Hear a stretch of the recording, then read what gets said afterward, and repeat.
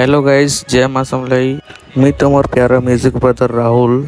आज मोर प्रोग्राम अच्छे मयंक मेलोडी डभा जामबाली संगे और मैं बाहरी छे एटा घर एबे जस्ट तो मैं बसनार छक ने ठिया हेतिसी और हमर बोजा गाड़ी एटा आसी सरला न तथर मैं बोजा गाड़ी ने बसमी।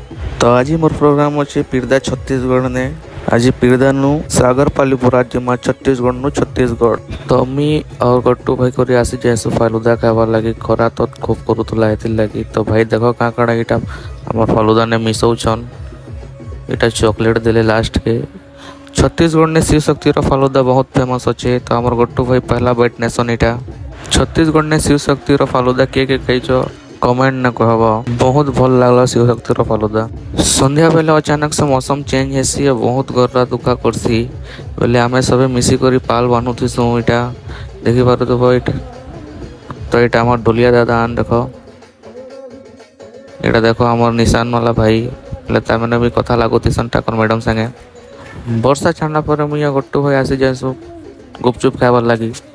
इनर गुपचुप भी बहुत भल बनी थी देखी पारे इटा बहुत भल लगसी गुपचुप। एटा हमर गट्टू भाई भी गुपचुप खाऊन संगे संगे के गुपचुप लवर अच्छ कमेंट ने जरूर कहब। तो हमार मैनेजर एथरा कॉल करसन प्रोग्राम अनुपमा बोले।